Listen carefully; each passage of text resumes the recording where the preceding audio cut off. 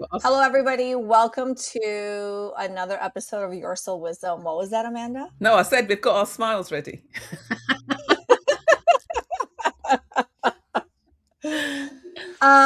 Okay, so we're hit with the topic today all about the spiritual awakening, right? And everybody's process is different. We're just going to jump right into it. And so we talk about how, especially like when you're looking online, you're searching the internet, you're looking at different videos, there's kind of like this expectation of how wonderful and how easy and how simple like a spiritual awakening could be. One day I'm just like awakened and I just know things and I see things differently. And that's not actually reality. Reality is the tears, the breakdowns, the loss of relationships, jobs, people, places, things, beliefs, ideas, structures. All these things kind of shift or have to shift, right, for that next evolution of yourself to come in, right? And so I'd really love for us to kind of break down and really share from our own personal experience as well what our own versions of our spiritual awakenings, because you have multiple, it's not just one, how they've played out different from the rainbows and sunshine and butterflies, and now you just know everything in the world. Who wants to go first? I am so ready to go first. I was like, Rachel's ready for this. Yana's giving me the call and she's like, do you have anything to talk about with this subject? I'm like, oh my, I can talk the whole hour on this subject. Like, you ladies don't even have to participate. I can just talk about my own experience. But I also think I'm going through one now. As in, like, I do think there's cycles, and it only just occurred to me this morning, I think, that that's what's actually happened, or last night. And the key indicator to me is crying. Do you know what I mean? If I find myself crying a lot, because I'm not a crier, so that really does show up. So if I'm crying a few times a day over, doesn't matter, Facebook, in the shower, whatever's happening, I'm like, this is something. To the point where I can remember when I started this with you guys, because, you know, I feel like obviously I was the latest one on the train, but at one stage I was going to make a T-shirt that just like said something like, you know, if you love feeling ungrounded and crying a lot, can I suggest spiritual development? Because honestly, that's what it feels like. It's the opposite of what I'm looking for. Do you know what I mean? The actual process of it is, for me, really quite undesirable. But at the same time, I was telling Yana a really cute story. It was my birthday and I'm also changing accountants. And I'd had a martini on an empty stomach after hot yoga. Don't know whether to suggest that or not, ladies. But on the way home with my girlfriends, I realised that my brand new accountant had sent me one of those kind of texts. Anyway, when I woke up in the morning, I thought, oh, my God, I didn't even respond to that text kind of thing. And when I got up to say something back to him, I realised I had responded to him. I had hearted it. Is this a catalyst for a spiritual awakening? No, just wait. This is the point. So this is on Friday afternoon. He calls me on Monday. I tell him the story of like how embarrassed I was and how my girlfriend said, just heart every message from him forever onwards and he won't ever think anything of it, if you know what I mean. And he said, oh, I meant to Google what purple hearts mean. And I was like, oh, well, the purple hearts, because I had this spiritual session where I was enveloped in purple mist and it healed me. And now I'm actually purple mist. Or maybe I was purple mist beforehand. So Google's not going to be able to tell you that. And that's when I realised that obviously something is happening because it is new me, new Rach, new accountant. And this is how I'm kicking off with this guy with purple mist. Anyway, so let's say I doubled down on it. But again, an absolute indicator for me that I'm like a little soft shell crab that has just busted out of my shell. And now I'm growing a new shell. And surprisingly, it looks a lot like authenticity. Oh, I love that this year. But can I follow that? You know what's really interesting about you, Rachel, is you say, oh, I've been on this train, this spiritual train, the least amount of time. But I think with you, consciously. Right. So you categorize things differently. And so it's almost as if like you've put in it, how do I want to say it? Like you've it's not spiritual bypassing, but it's almost like you were doing the work, not realizing you were doing the work, and now the emotions are catching up. But you've been doing it all along. Yeah. You know? Yeah. So I would have called it personal development. before this, and I feel like I've been doing personal development for 40 years kind of thing.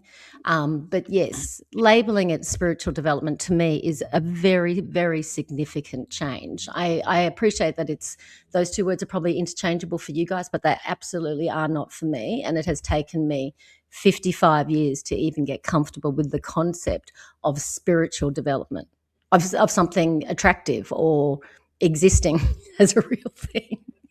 Yeah. Right. So You yeah. see, I don't So yeah, I agree. It is all labeling. Yeah, you see, I don't think that people go, I mean, just throw this in. I don't think that people go through one awakening and boom, that's it.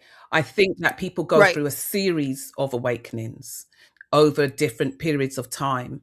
And I don't think there's ever, because, you know, there's something to be said for the fact that we go to sleep literally every day and we wake up. And I think that through each situations that you move through in life and all of the different things that you're going through, I think that we go through different spiritual awakenings, different frequency rises, because that's what it really is. It's a rise in our frequency, you know, and it's a loss of that density, that thickness of energy that surrounds us. And so I don't think it's just one big moment. People can have those big ones, but I think there's also all the other, like, on the spectrum coupled along with it. So and I don't think spiritual awakening is all sunshine and roses. And plus, in how I do I always tell people that when they're on this particular journey, that, you know, it can be quite rocky, and it can be days or weeks of you know, those really kind of big, dirty, snotty cries and moments and things like that. And it can really be up and down. And some people have a smooth time, but for the most, it can be quite up and down and quite. If you've had a smooth time, can you leave a comment? We'd like to know Yeah, someone that I want. I don't know anyone who's had a smooth time. And when you say not sunshine and rainbows, I'm like, absolutely no sunshine and rainbows, unless you call being able to swim up to the top of drowning to get one mouthful of clean air before you go back down again, sunshine and roses. Then yeah, there's a bit of Yeah, no, I totally get that. I totally get that, because oh my God, I had many conversations with Source, like in tears streaming down my face and just saying, you know, this whole bobbing my head up and down, you know what I mean, beneath the surface is really not working for me, because one day I'll drown and I won't come back up, and then you're going to be sorry. Do you know what I mean? I don't know. Amanda with her threats. It would never even occur to me. I just love it how you're like, get it together. Yeah, come at me, bro, kind of stuff. And I'm like, yeah. So it's interesting because when we were speaking about this topic, that's the thing for me. I always was like, I haven't had my spiritual awakening yet. That's earlier on. I was like, I haven't had one. Like, what do you mean this? Because everyone talks about the big thing where suddenly they see everything.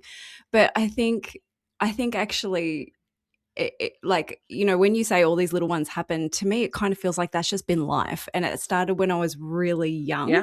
So I think you can have been going through them your entire life and not realize what they actually are. And it's really interesting because I think I spent a lot of time internally, because that's just the way I am. I'm constantly sort of processing information and ruminating internally. And I've been doing that since I was really young, because I think I used to sort of sit there and go, oh, that's interesting. Why are they doing things like that? But knowing a different truth. So it's just really interesting because I used to think, where's my awakening?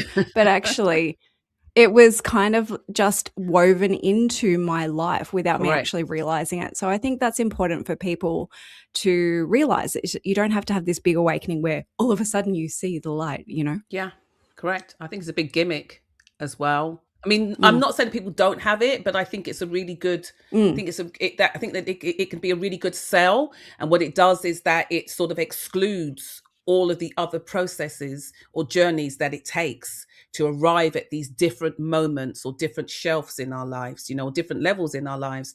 And so it's important for us to acknowledge that. And well, I will tell you, everybody that I've sat across, like in a soul contract reading, that has had one of these all of a sudden it's hit me and boom, all this rush of information, right? And so when we talk frequency, they're always going to have that 15-6, right? It's that awakening energy. And what happens is they're all like, my life fell apart, lost my job, lost my money, lost this, that.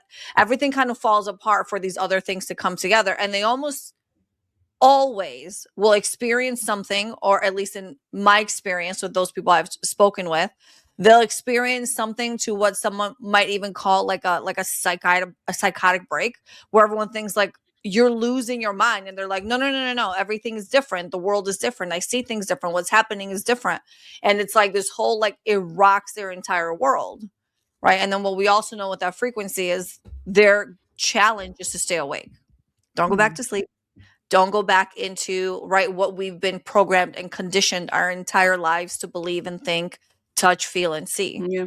Now, for me, in my experience, for me, it's been kind of a little bit similar to, I can't remember if it was Lauren or Amanda who said it, because of course I'm also somewhere else too. But it's that, like, throughout my life, I feel like I've had these like death and rebirth. And I'm like, now I finally feel like I'm in that phase where I'm like, oh, I think like I've had them and life is so good. But I will say every time I've reflected in my life, and I'm talking throughout my life in my 20s, my 30s, where I've said, oh, I love where I'm at. Life is good. I think I'm good where I'm at. I think I got it. Like, I don't need anything else. I'm just good right now. It's like the second I gain that awareness, like the other shoe drops. Well, no, the universe is like, she's ready for the next bit. Woohoo! Now let's, knock her over. But I don't need to be knocked over. I am good.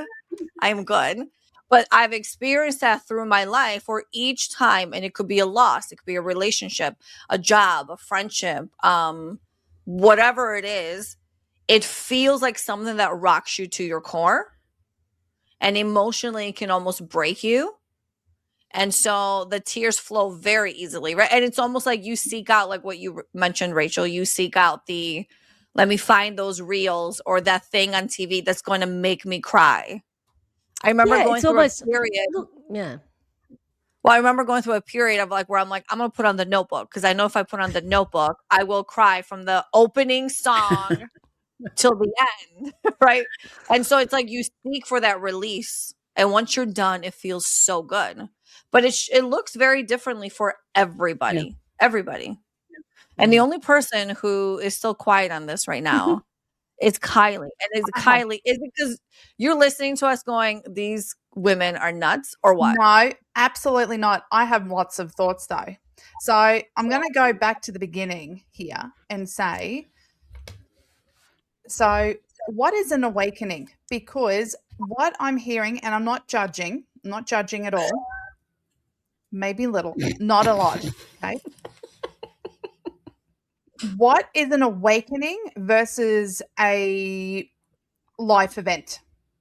What is the defining moment between an awakening and a life event? Because I'm hearing a lot of life events, but for me, an awakening is a very new lens, a way of seeing the spiritual world. Something shifts. Something shifts. There is a shift, right? Yeah. Yes. So, but it's not because you're walking down the street and all of a sudden you're like, oh, there's this perspective shift. No, like something rocks you and all of a sudden there's a perspective shift. Okay. I didn't have, when I realized I could talk to spirits, I was doing a very mundane thing. Had no catalyst beforehand. It was just, what is this?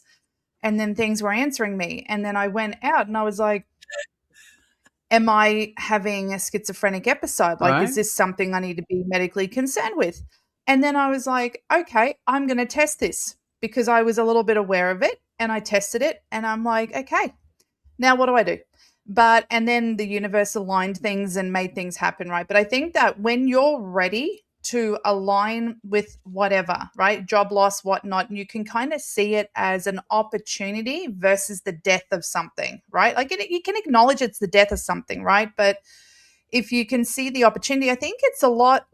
People think that they have to have these big, like, dark nights of the soul to have an awakening. And I think that is spiritual toxicity in a way. I think that you can just have something can trigger a remembering, right? You can be watching, I see Exactly. Housewives, I don't know, Exactly. and you having a remembering thing like, I wore Versace in my previous life at Newport Beach, right?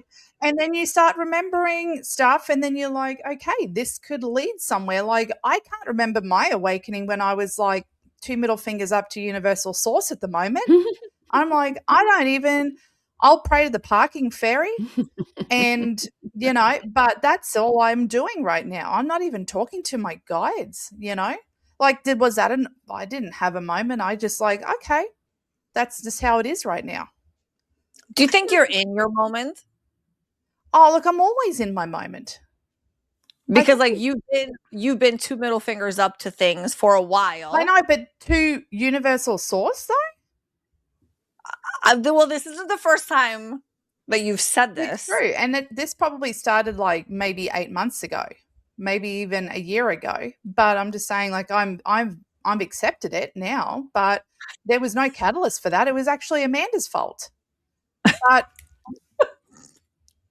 well, then that would have been the catalyst. Like a big, it was just talking to her and boom, okay, I don't align with that anymore, and I just go on with life and not have it. But that was to do with giving away your power to. Right, but now I have nothing to rely on. If something goes wrong, I can't be like, well, F you, God, or whatever's out there, right? It's like, okay, well, now it's me. But you see, I don't even you feel very comfortable with personal responsibility, Kylie. Yeah. What was that? I honestly think you feel very comfortable with personal responsibility, and it's not a problem. I don't think you even find it a problem if you fuck up stuff in your own life and you own it. And and just by the way, I got to tell you and the audience that I have a you know how I said it was a big deal for me to be able to say spiritual development? No shit, there's no way I'm up to saying spiritual awakening.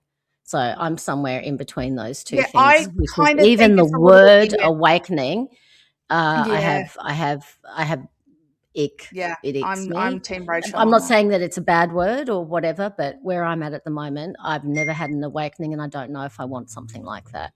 But I like changes of perception that I haven't consciously made or willed myself into or done it with discipline. When it has clearly happened naturally or through a process, that's what I'm talking about. But I can't. Look, awakening makes me want to vomit in my mouth. I think. Okay. But I think that's just you know what, I think that's a word that has been used to just describe and it's really for want of a better word, and so it's what everybody attaches to, and they're really trying to convey to you that I came to this through a moment, through a situation or something that happened, and that's what led me to this. Because like what Kylie was saying yesterday, I was sitting at my sewing machine and I was, making, I don't know, skirts and pants, and I was just in my own little bubble. And today, I'm doing tarot cards. And if you'd asked me about this 5 years ago, I would have said, not a damn chance. No way. I'm not saying that's me, Kylie. I'm just, no, that's not me. I'm just giving an example. I'm like, she's been sewing. What? I'm like, what? Another one of my talents, but I did used to sew.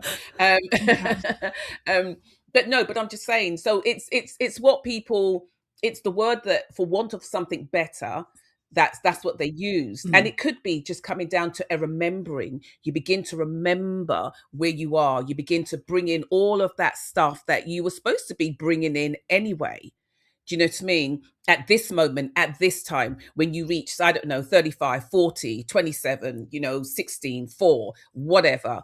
And then suddenly, and then for some people, when they have those moments, they can track it back, because they can go all the way back and they say, well, do you know what? Actually, I was doing this at 4 years old, or I was saying this at 4 years old, or that I saw my grandmother when she wasn't alive. My mum told me, well, obviously she died before I was even born, but I clearly saw her sitting in front room. I didn't remember that until now. So maybe I've always had these abilities, but I reached a certain point in my age where I shut them down, totally forgot about them, and now here I am.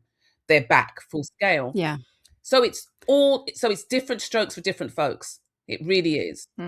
Yeah. You know? Well said, because it is our connection to that world and our abilities, I believe, is something that is very natural and able to be accessed by everyone, right?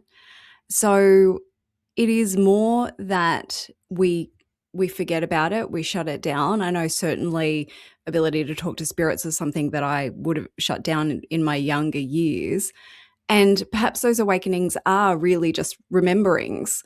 And it's super interesting, Kylie, because when you say, oh, I just started talking to spirits, I'm like, that is so Kylie. Like, that is, it is just not like anything that I personally experienced.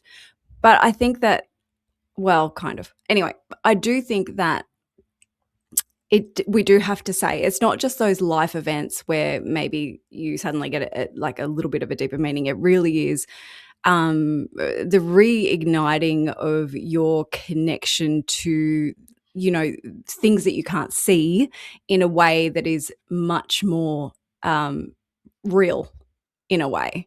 Maybe it's something to that effect, which I think we've all experienced and a lot of people have experienced. They just may not have the words for or the context for, or people like us to talk to you about it. Yeah, I agree. Because I would say I've never really had, I don't think I've ever had really a spiritual awakening in the sense of what I experience and what people come to me with and what they've experienced. I think because from being so young, I kind of like just knew something. There were different things, and there were different way of seeing things, and I knew a whole other world existed. I just knew that, and from the way how my parents were, I just knew that it was quite natural. So I just journeyed on with that. I just went and dived into all different kinds of different things, and I just journeyed on with that. I think what has happened for me is a deeper and a deeper remembering that has caused a bigger and bigger expansion. And that's how I can Do you explain think it. that having, like, I know that you don't know because you've only had your one perspective, but I'm wondering how much having your parents immersed in this world impacted your lack of fireworks in regards to these kind of spiritual awakenings? Does that make sense? They'd normalized it. Yeah, but I'm very much aware of how it can happen for other people. And that's why I say I don't think there's one big awakening. I think it can happen in moments and in stages. I think that sometimes we can have an awakening and we kind of go back to sleep a bit. And then we move through another shift and we go back. And then you get these more nudges. And they can almost be like nudges, I guess, from spirit or from source. I don't know.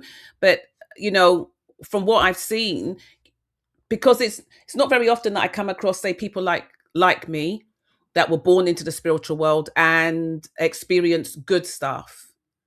That like that. A lot of people were kind of born into it and they've experienced, it's been a wild, quite traumatic ride. But so for me, it was just the norm. But it doesn't mean that I don't have empathy or compassion for those who are going through, whether it's major shifts or whether it's little shifts that have brought them to where they are, or that brings them to me, and so yeah. So see, fireworks and things like that doesn't really matter to me. It doesn't. I meet you where you're at, really. Is there something about awakening that really means that it becomes a part of your life? Because to me, Amanda, while you're talking, and I don't know why, because I don't think it's related, but I just had, thoughts of maybe people I know that have maybe lived in a haunted house or something, at some point in their life. And like they will say, oh yeah, that house was totally haunted, but they're not enveloped in the spiritual world Correct. At all. Yeah. So maybe, you get presented with these opportunities to connect or to remember or whatever. But if you don't take those and integrate them into part of who you are, then maybe they're missed opportunities for awakening. Yeah, there is. For lack of better with words. that. Yeah, as well. And like people can go, like you just said, but and then also people can be awakened from young, and they're, you know, and they're fully in the whole world. Well, we say awakened from young, but you know, in the know from young, and then they can go right back to sleep. It's almost like they've got sleep apnea as well. Do you know what I mean? They're almost dying in their sleep. Yeah, that was me. And we've seen, Yeah. but you haven't gone back I to shut sleep. it down. Well, tell us about that, Kylie. I shut it right. down. Yes. I shut it down for a good, like, maybe 15 years there for a little bit. Like, as soon as I migrated here, I was like, nope, I don't want to do this anymore. Like, I'm shelving it. And I had such good boundaries with it. Nothing was getting through. Wow. And I can't remember what activated me again, but I shut it down completely. Yeah. That's interesting that you can't remember that. Nothing. Yeah, I can't remember what. I know the point that I shut it down, and I actually said, I don't want this anymore. And that was it. I made a decision, and that was it. I put away my cards in a box. There was nothing. And then I don't know what it was that kind of reactivated it, to be honest. So let me ask this: have to Do you think think, Kylie, that as you've come back to us, do you think Doreen Virtue might? That bitch is too far gone. It's a shame because she was okay. I'm not going to get started. Come back, Doreen, because you were doing some good things there for a little bit. I'm just saying. But I wonder what happened there. I thought she found Jesus. Mm-hmm. So can I share a story really quickly? You know Kat Von D, the tattoo and the makeup lady? I don't know if anyone outside of America is familiar with Kat Von D. Weirdly, I do. Yes. Okay. So you know what her thing was? She was a tattoo artist. She was very much into the goth scene. She listened to the heavier, darker music. And then she realized that people around her in this like spiritual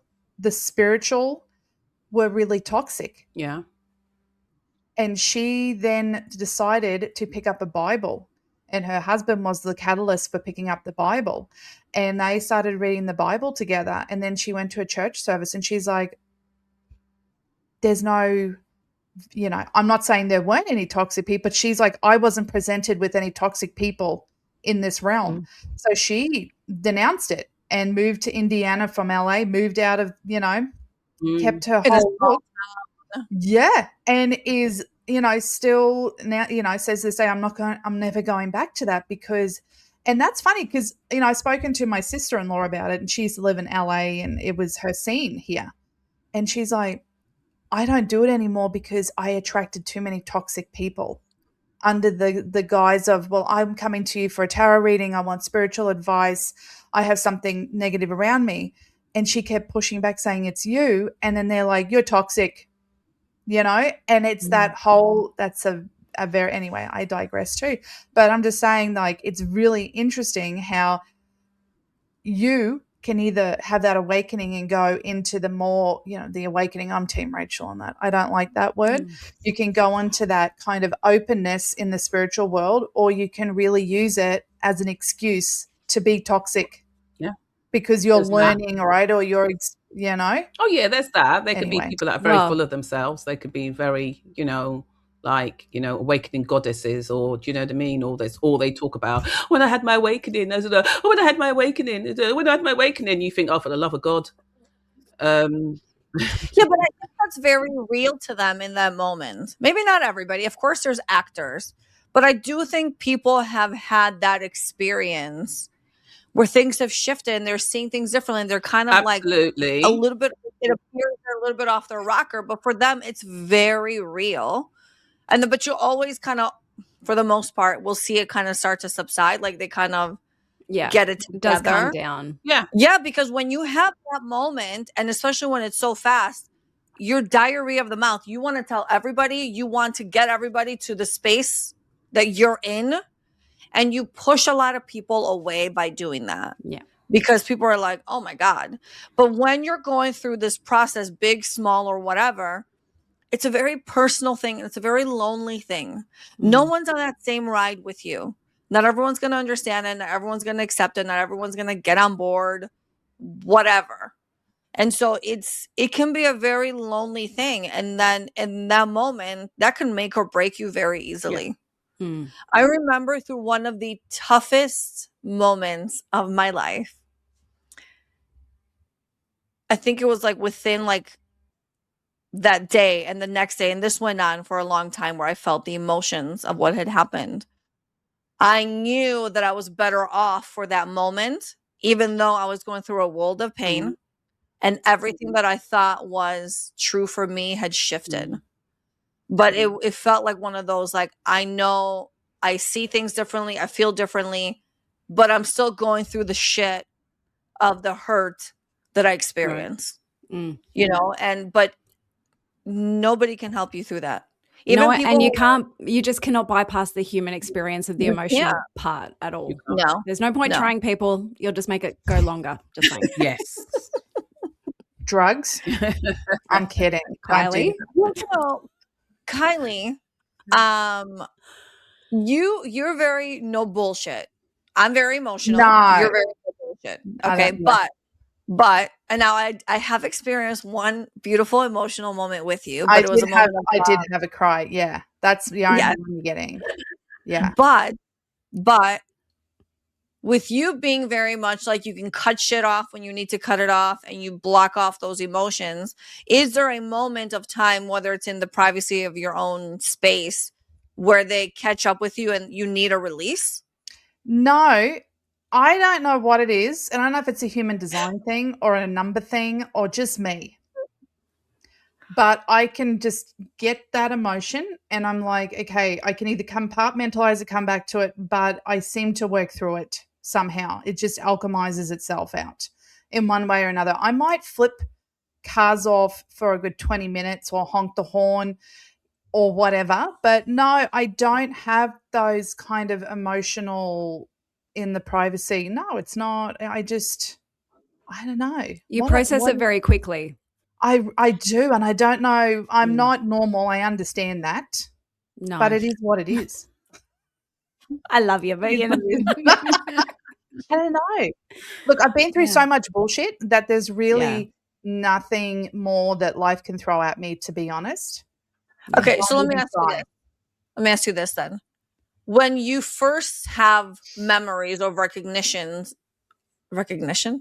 I don't know, whatever. When you first have memories of like when you go back to like being a teenager or early 20s, right? I mean, that's half of your life ago.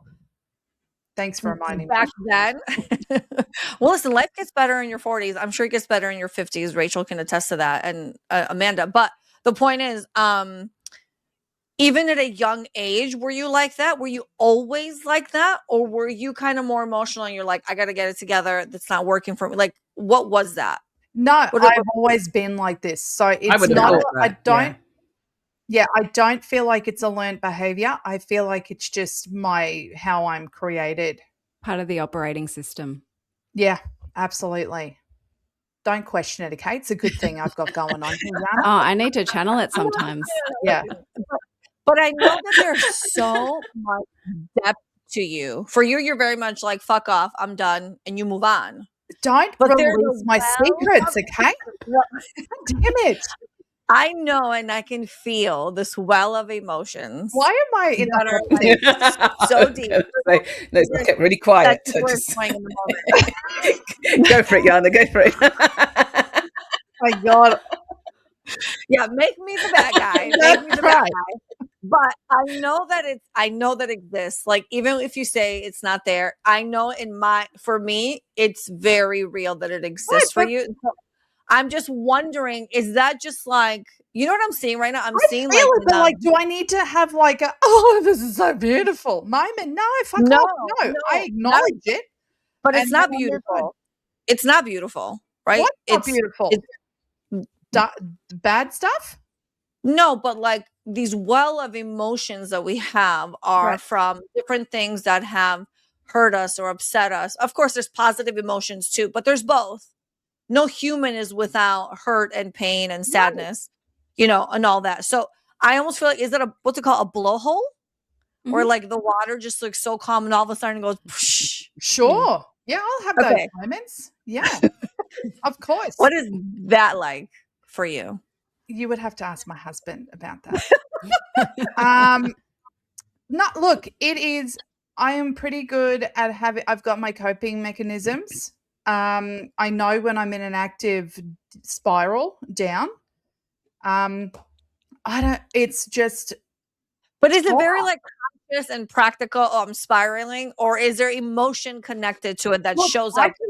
can absolutely have a meltdown where I'm hyperventilating for a moment, having a mini panic attack. But normally I can do the breathing and get to what is going on. And normally I will say one of two things. I will say, what is so bad about this? And I will follow that string, or I'll be like, fuck off, I'm going to go for a walk. And that's it. That's all you do. It's interesting though, because when they no, but it's interesting because, you know, they talk about when you have feelings, if you feel them, they go within 90 seconds, that sort of thing. And, you know, Rachel was saying before about how Kylie's very comfortable with responsibility. What if it is purely that Kylie's like, this is my reality in this moment, and she deals with it, whatever's happening, and it goes. Like, you know, she may be the most emotionally evolved among us. Yeah. It's not about that. Look, and I absolutely own the no, fact but that I think it's great. Look, you know, because you don't spend all that energy. Right. There could be a little bit of denial and bypassing and all that good stuff that goes along with this.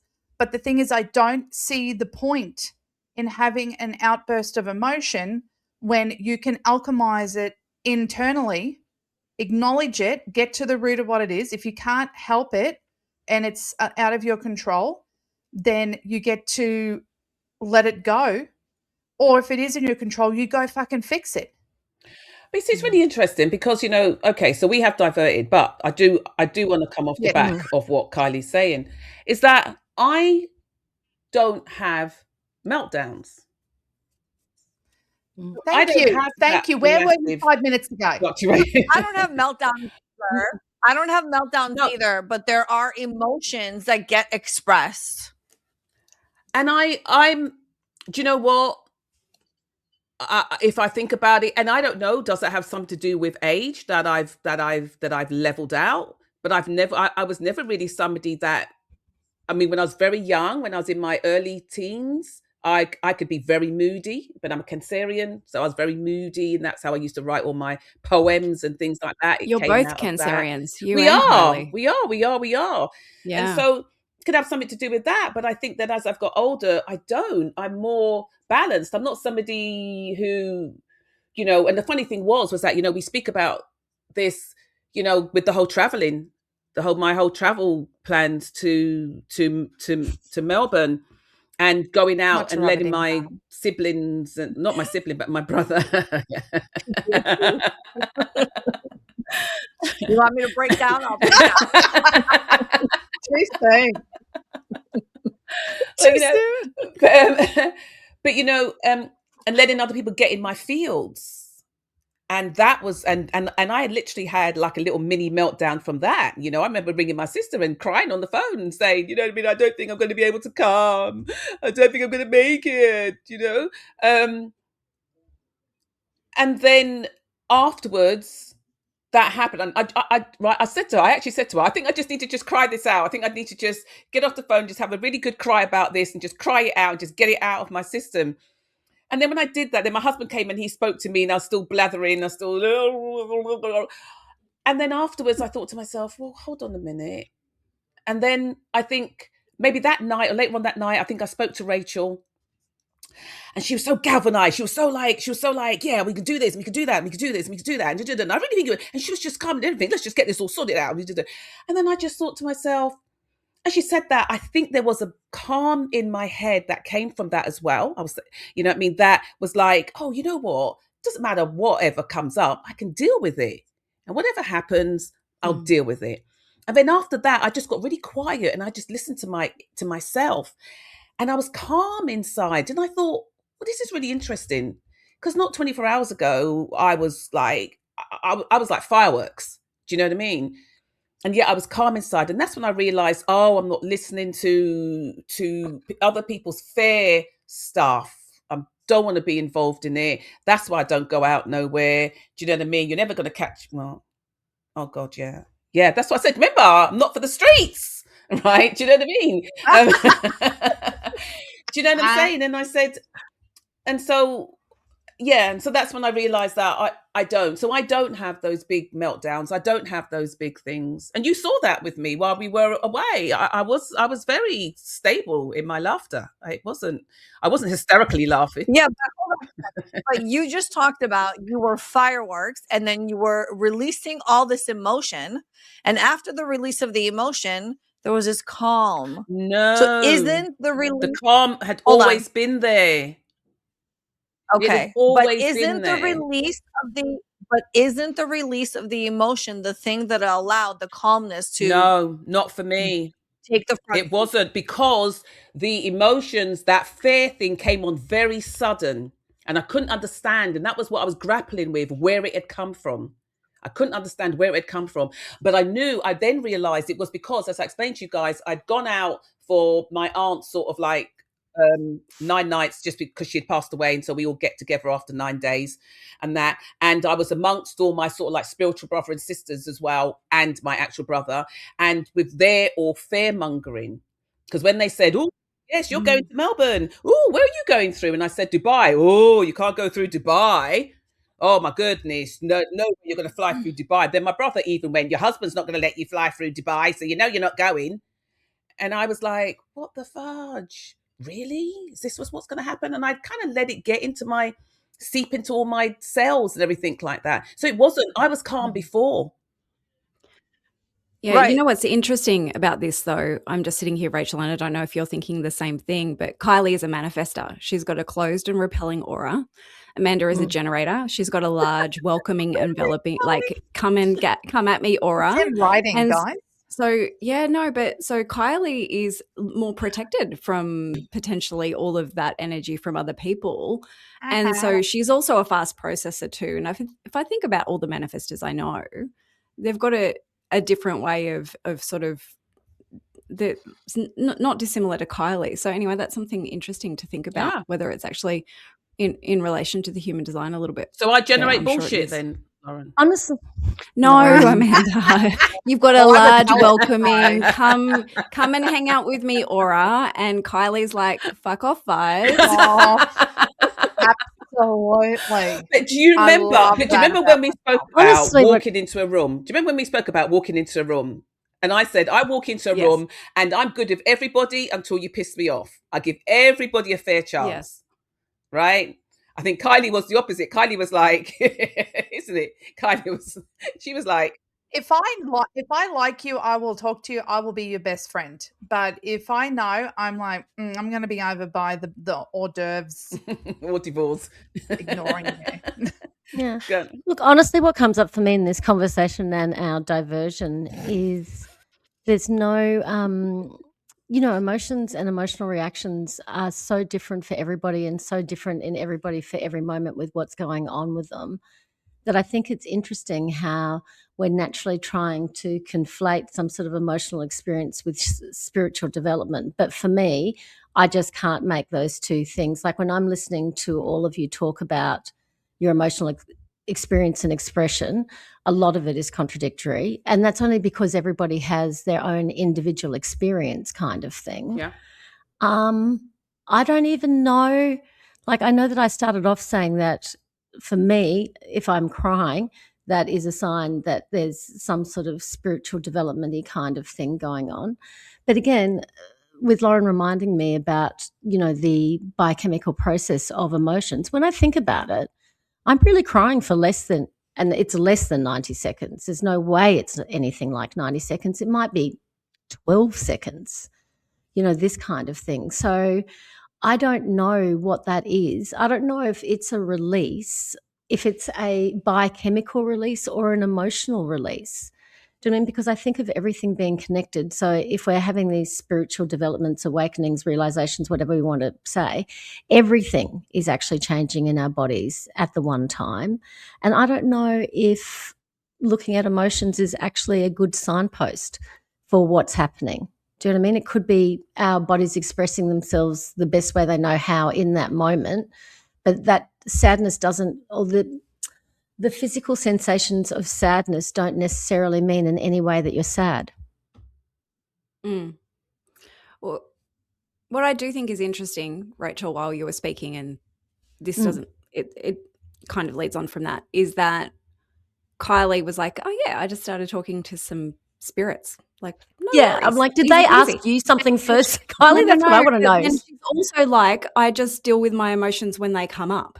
So I do think there is a little bit of a correlation, not necessarily that there's an equation where it's like inextricably linked in a certain way, but I do think that emotions and sensations in the body, it's all information. Not necessarily that it'll be the same every time, but I think the one thing that we can all agree on, I hope, is that everyone's experience is really unique, and we all really do process things differently. And it's not just about our human design, our soul contract frequencies. It's also about the families we come from, the experiences we have had, and the amount of work that we've done. It's, and past lives, and add in all the other things that we could, Yeah, and look, I don't think we should negate the fact that these, whether they are rememberings, awakenings, or whatever we want to call them, can have massive impact for people.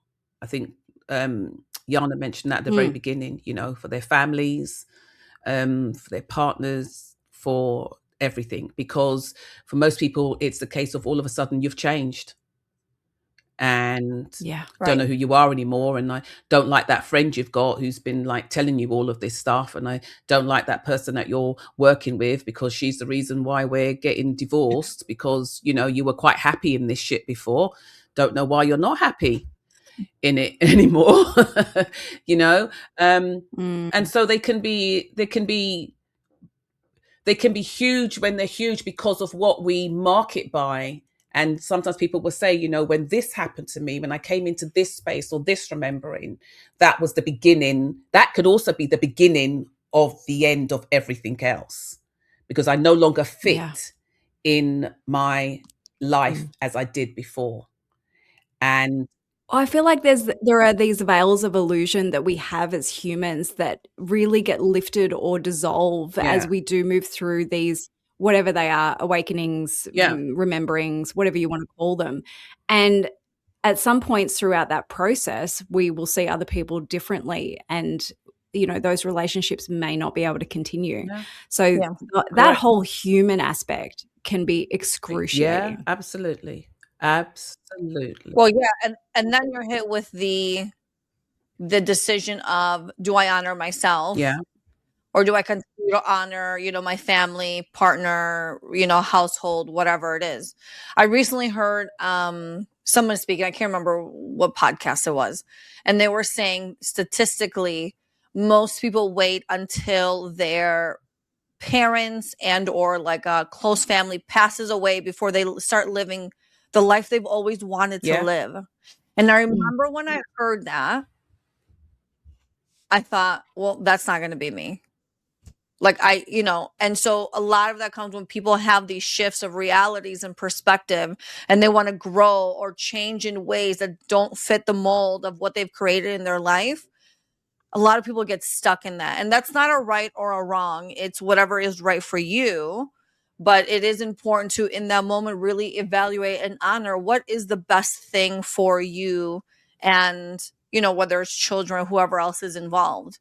Because a lot of times we sacrifice, not Kylie, but we sacrifice ourselves. We do. I took, like when I spoke about, when we did the episode of me, I took about a good 10-year step back in my spiritual life and in my spiritual development, because of the relationship that I was in. And that was for the sake of peace. And for a whole host of other reasons, I couldn't even burn a candle, couldn't even have my books out and things like that. But on the other end, and within that, I felt like I was dying. I felt like I was drowning.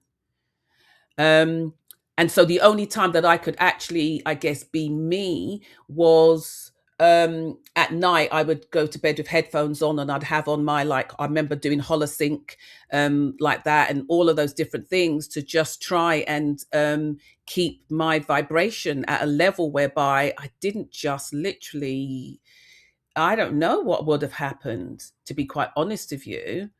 But I knew that in the getting out, one of the first things I did, and when I got out, I had very little. I didn't even really, well, I had a pot to piss in. I had a house, but didn't have nothing, no real money or funds.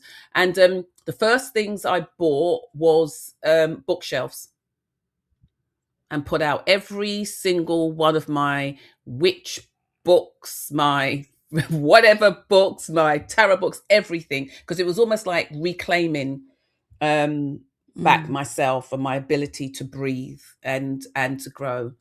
And to this day, the other day I just looked at my bookshelves and I realized I bought them in 2000, and they are now 27 years old. I thought, look at that. And I can't get rid of them. And I realize now that's why but I knew then, when like my husband was saying to me, oh, we don't need these bookshelves. I need these bookshelves. Oh, I can't get rid of my bookshelves. Do you know what I mean? Can't get rid of my bookshelves. And that's what it is. But, you can lose a part of yourself. You do. So you can be in that awakening process, on that journey. And sometimes, you have to go back to sleep for safety. And that was what it was for me. Take out peace. It wasn't about peace. It was for my own safety. I had to go back in the closet. I feel like that's a really important point for people who might be feeling like they're there now, to know that it may be necessary and it won't be forever. It won't be forever. It won't be forever. These things too shall pass. Keep watching us. We will keep you. With your headphones on. And join our secret society. I'm just Okay. Community. That's what Such a secretive society. Yeah. Yes, we have a call this weekend. Come on, get on. Come join us. It's fantastic. Rachel's going to lead. You're going to love it. Before we digress into anything else, Lauren, I believe you have something prepared for us. Yeah. And look, whether it's life or whether it's awakening, I don't know. But I wrote this at one point and I just felt like I thought of it while we were talking today. So it does not matter how long you've been working on yourself, how much you have come to understand about the way the universe works, or how much you know about your ego when it flies into action. Sometimes there are days where you will feel broken, when you want to curl up into a ball and just cry your heart out. This is a journey that often feels like it is one step forward and about 10 back. But feeling broken is not such a bad thing. It has happened before and it will happen again. Know that there are parts of you falling away, the ones that no longer serve you. And this makes room for more light, more love, and a higher vibration. It doesn't mean the process is easy, far from it, but it is necessary and ultimately a blessing. Who would have thought that the spiritual and healing path would be so all-encompassing, devastatingly difficult, and heartbreaking? How is it that we can become more aware, reaching for the light, but still be wading through the shadows? What makes us continue down a path that requires so much energy, dedication, and determination? That makes us cry more than it makes us smile, that breaks our hearts and rebuilds them again. Once you start on the path, you simply cannot stop. You cannot close your eyes once they finally open and begin to see for the first time. You cannot close your heart once it feels the truth. You do whatever it takes. You cry a million tears and you beg for the answer. Then, as suddenly as you felt broken, you feel peace and more whole than ever before. For now. To breaking, releasing, and becoming new over and over again. Thank you, Lauren. It's very 11-2 energy. It's 11-2 energy. A little bit of 14-5 maybe. Yeah. That was beautiful. Okay, so if you've made it this far, and if you're interested in a reading, a healing, a guided meditation session, a light body activation, or you'd like to share your 12-second cry with Rachel, head on over to yoursoulwisdomshow.com. We thank you. Oh, or again, joining the collective. Come on, 30 days. Our call is this weekend. Come join us. We thank you for allowing us to create this beautiful space, and we hope you have a blessed day. Bye. Everybody. Thank you. Bye, everyone.